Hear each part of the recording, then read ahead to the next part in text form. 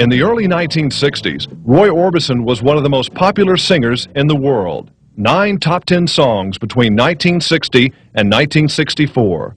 To get an idea of his rank in show business, the Beatles were Roy Orbison's opening act in 1963. Elvis Presley once called him the greatest singer in the world. Roy Orbison was a classic. You know, I used to think that legend was a synonym for old, you know. I don't think there's any question in anybody's mind that he's one of the most influential singer-songwriters in pop music history. I mean, you can go through a list that would include John Fogerty, Bruce Springsteen, just a raft of people whose styles were deeply influenced by Roy's composing and singing. Orbison sold over 30 million records in the 60s.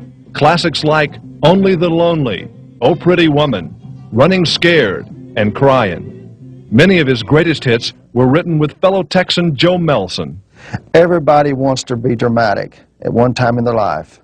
We design songs that fulfill that purpose, and that's why these songs are loved, and they continue to be loved. They totally express a person's feelings when they're crying,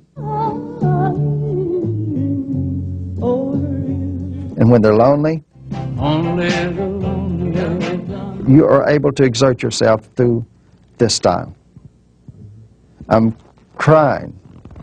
Only the lonely know the way I feel. You can express this dramatic self that's in everybody at a given time in a certain situation. We knew he was unique. We knew he was great. We knew he was a great writer.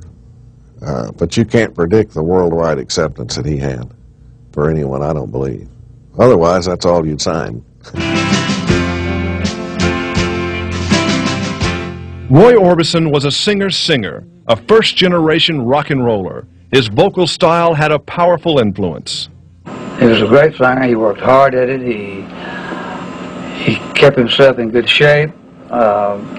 He stayed off of the drugs, stayed off of the booze, and Roy worked very hard. The purity in his voice is something that you don't hear much at all anymore, and how effortlessly he sings. Roy was, as I said, an entertainer's entertainer. Everyone loved to hear Roy Orbison sing. His ease, the way he hit his notes, just knocked everyone out. You know, he could just go up and hit a real high note with greatest of ease, and it just he did it with so much ease and with so much pleasure. It was just something that you never forgot. His trademark dark sunglasses and mountain climbing ballads will always be remembered. Roy Orbison did not have the storybook life that many may think.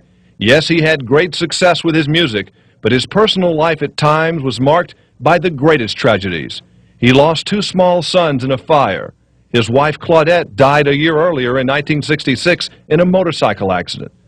Like so many of his rock and roll peers, Orbison suffered while he brought happiness to millions of others.